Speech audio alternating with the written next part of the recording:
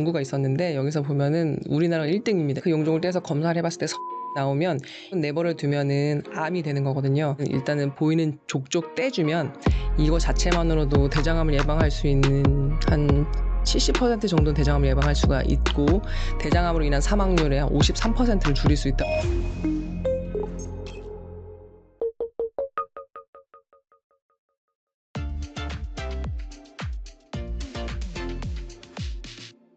네, 안녕하십니까. 저는 서울대학교 병원 운영 서울특별시 보라매 병원의 신루미입니다. 그 대장암의 가장 확실한 예방이 대장 내시경을 자주 받는 거라고 하던데요. 이게 뭐 몇 세 때부터 뭐 얼마나 자주 받아야 되는지. 근데 사실 조금 복잡한 질문이긴 한데, 우리나라 같은 경우에는 우리나라의 국가암 검진에서는 50세부터, 그리고 50세부터 분변 자멸 검사를 하도록, 그러니까 건강검진을 하도록 되어 있죠. 그래서 우리나라에서 무료로 해주는 거는 50세부터 분변 자멸 검사를 1, 2년마다 하고, 만약 여기서 양성 소변을 보이면 대장 내시경을 무료로 해주는 건강검진이 있고요. 만약에 이제 그런 걸 하지 않고 내 스스로 돈을 들여서 하겠다. 그렇다면 사실 미국에서는 최근에 이제 젊은 사람들의 조기 발병 대장암이 늘고 있어가지고 45세부터 권고를 하고 있습니다. 그래서 45세부터 이제 시작을 해가지고 이제 용종이 만약에 있다면 그 용종에 따라서 또 검진 주기가 달라지는데 보통은 이제 5년에서 10년마다 시행을 하시면 되고요. 근데 만약에 내가 가족력이 있다. 우리 아빠가 55세에 대장암을 진단을 받았다면 아버님이 진단받은 그 나이보다 10년 일찍, 그 45세겠네요. 그럼 아버지가 45세에 진단을 받았다? 그럼 난 35세. 이런 식으로 10년 일찍 시작해가지고 건강검진을 하는 것을 권고드립니다. 그러면은 가족 중에 뭐 그런 환자가 있지 않았다 하는데도 뭐 20, 30대가 대장 내시경을 받을 필요가 있을까요? 사실 예전에는 젊으면은 굳이 대장 내시경 하지 말자 이렇게 저희가 말씀을 드리는데, 최근에 이제 42개국의 그 연령대별 대장암 유병률을 조사한 연구가 있었는데 여기서 보면은 우리나라가 1등입니다. 1등.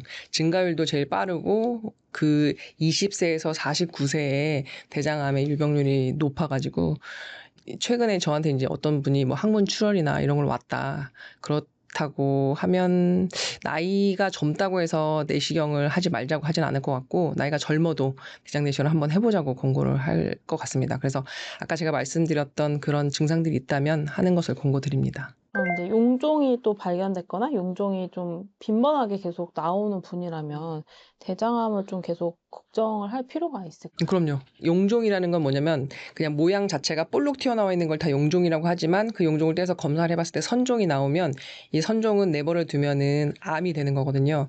그런 선종이 계속 잘 생긴다는 거는 이게 당연히 암으로 가는 애들이 많이 생기는 거니까 암이 발생할 확률이 더 높아지고, 실제로 저도 이제 어렸을 때 저희는 대장암을 하는 사람들이니까 어렸을 때 검사를 했어요. 35세 했는데 용종이 있더라고요. 그래서 저는 이제 2년마다 검사를 하고 있어요. 그래서 용종은 일단은 보이는 족족 떼주면 이거 자체만으로도 대장암을 예방할 수 있는 한 70% 정도는 대장암을 예방할 수가 있고, 대장암으로 인한 사망률의 한 53%를 줄일 수 있다고 되어 있기 때문에 그런 용종들은 있으신 분들은 이제 검진을 열심히 해서 다 떼주셔야 됩니다. 대장암 검사라는 게 사실 이 좀 절차가 많다 보니까 그 접근하기 어렵다고 생각하는 분도 많은데, 특히 이제 음식을 좀 제대로 좀 분리해서 먹어야 이거 한 번 받을 때 제대로 받는다 이렇게 말씀하시는데, 그 내시경 검사 결과를 망치는 가장 흔한 실수 뭐 이런 게. 보통 이제 저도 내시경을 하는 의사이긴 한데요. 이제 내시경을 할 때 제일 힘든 부분이, 저희가 이제 내시경을 시작하는 날부터 3일 전부터는 너무 소화가 잘 안 되는 섬유질, 뭐 김치 아니면 씨앗 이런 것들을 가급적 드시지 말도록 말씀을 드리는데 이제 잊어버리고 그런 걸 드시는 분들이 있어요. 그러면 이제 대장 내시경을 할 때 장 정결이 제대로 안 돼 있고, 제대로 정결이 안 돼 있으면 사실은 조그만 용종 같은 거를 발견하기가 어렵거든요. 그래서 이제 그런 경우에 용종을 놓칠 위험성도 있고, 씨 같은 경우에는 이제 이게 용종인지 아니면 씨인지 또 헷갈리는 부분도 있고, 이런 부분들이 있어가지고 이제 그런 금지하는 음식을 먹지 않고, 그리고 장 정결제를 충분히 물과 함께 복용을 해가지고 깨끗하게 장을 비우는 게 제일 중요합니다.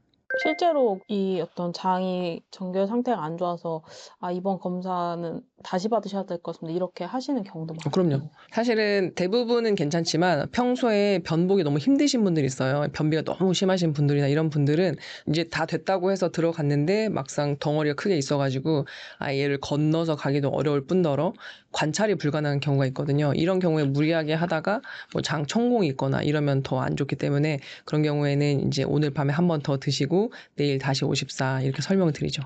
그러면은 그 장 정결제 요거를 그걸 먹기를 좀 고역스러워하는 분들도 있는 것 같은데 자기가 뭐 정해진 거 다 못 먹었다 하면 검사를 차라리 좀 미루는 게 더 나은. 그렇죠. 제가 못 먹고 아직 대변이 계속 나온다. 그러면은 미루는 게 되게 좋긴 한데요. 가끔 가다가 저희가 이제 대장 내시경을 빨리 했으면 좋겠는 환자분들이 있어요. 뭐 예를 들어서 저희가 직장 수지 검사를 했는데 손끝에서 뭐가 만져져. 만져서 이건 명백하게 직장암이 의심이 되고 이분은 사실은 장을 끝까지 다 보는 것보다는 빨리 조직을 얻어서 검진하는 게 중요하다고 생각하는 분들은 그런 분들이 이제 연락이 오면은 이분들은 정결이 다 안 되더라도 그냥 일단 진행하는 경우가 있어요. 급한 경우에. 그 외에는 대부분은 조금 장 정결을 충분히 하고 진행을 하도록 권고를 하고 있죠. 수면 내시경과 비수면 내시경의 어떤 차이가 있을까요? 더 좀 암 발견에 좋은 방식이라는 게 있을까요? 수면 내시경과 비수면 내시경의 차이가 암 발견율을 영향을 주지는 않고 이제 다만 환자분이 편하게 받느냐 아니면 조금 배가 좀 아프고 불편하게 받느냐 뭐 요 정도의 차이인 것 같습니다. 사실 수면 대장 내시경을 하게 된다면 환자분들 약간 살짝 잠들어 있는 진정된 상태에서 하기 때문에 이제 배가 불편함을 잘 못 느끼고 그래서 막 몸을 비틀거나 이런 부분들이 없어가지고 환자들이 실제적으로 내시경을 할 때 배에 힘을 주거나 이러면 또 장이 잘 안 펴지는 것도 있거든요. 이런 것 없이 깔끔하게 끝내는데 조금 더 용이합니다. 본인의 건강 상태, 뭐 당뇨나 고혈압이나 이런 거에 따라서 대장 내시경을 받을 수 없는 경우도. 그러니까 폐질환이 너무 심한 경우나 심장 질환이 너무 심한 경우 내지는 저희가 이제 목이 너무 짧고 두꺼워가지고 이제 호흡곤란이 쉽게 올 것 같은 환자분들 그리고 수면 무호흡증이 있는 환자분들은 사실은 수면 내시경을 하다가 호흡이 곤란해지는 상황이 발생할 수가 있기 때문에 그런 분들은 가급적이면은 그냥 내시경을 하도록 권고를 드리고 있습니다. 대장 내시경에 쓰는 수면제가 프로포폴이라고 해서 이거 한번 맞으면 중독되는 거 아니냐 이런 의구심도 있더라고요. 네. 일단은 아까도 말씀드렸지만 제가 이제 내시경을 한 5번 받았는데 일단 중독은 아직 안 됐고요. 안 됐고 워낙 저희가 쓰는 용량 자체가 많지 않고 내시경의 시간 자체가 그렇게 길지 않기 때문에 그 중독을 걱정할 필요는 없을 것 같습니다. 그럼 대장 내시경으로 인해서 뭐 발생할 수 있는 후유증이나 이런 건 없다고 보면 될까요? 대장 내시경을 하고 나서 일시적으로 저희가 이제 가스를 넣어서 대장을 부풀려서 안쪽을 보는 거기 때문에 그 가스 때문에 복부 팽만감, 불편감이 한 반나절 정도는 지속이 되고요. 계속 이제 방귀도 많이 나오고 이런 상황이 되고 대장 내시경을 하다 보면 뭐 용종을 뗄 수도 있고 아니면 너무 유착이 심해가지고 들어가기 힘든 경우에는 이제 많이 발생하는 경우는 아니지만 천공이 발생할 수도 있습니다. 그래서 이제 장 정결을 충분히 해야지 이런 일들이 발생을 하더라도 추가적인 뭔가 조치를 취하기도 훨씬 좋고 증상도 경미하니까 저희가 이제 정결을 잘 해서 내시경을 잘 해야 합니다. 그럼 대장 내시경을 받고 나서 식사 일반식을 하는 건 어느 정도 기간 뒤에 할 수 있을까요? 사실은 그 당일날은 배가 너무 더부룩해가지고 먹기가 조금 힘든데요. 그때는 이제 직후에 이제 대장 내시경을 하고 이제 그 진정 상태에서 좀 벗어나고 나면은 보통 저녁에 한 끼 정도 이렇게 먹게 되는데요. 저는 그런 경우에는 이제 죽같이 소화 잘 되는 부분을 이제 부담스럽지 않을 정도로 드시면 되고요.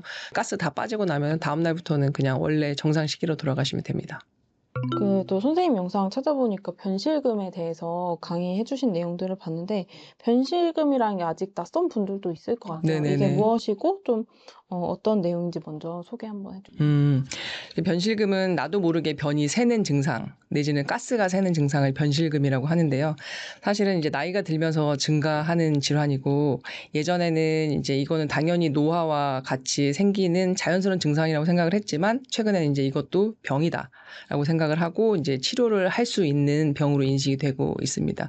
특히나 이제 나이가 많은 고령의 환자분들 내지는 그분들의 이제 삶의 질이 중요한 사회가 됐잖아요. 많아졌잖아요. 그래서 더 이제 신경을 많이 쓰게 되고, 이제 저 같은 경우에는 사실은 직장암 환자분들이 수술하고 나면은 직장이 없어지기 때문에 이런 변이 나도 모르게 새거나 급박하게 대변을 보러 가야 되거나 이런 증상들이 생기기 때문에 이런 것들에 관심을 가지다 보니까 알고 보니 더 수많은 이 변실금으로 고통받는 다른 분들이 있어가지고 그거에 대해서도 치료를 열심히 하고 있습니다.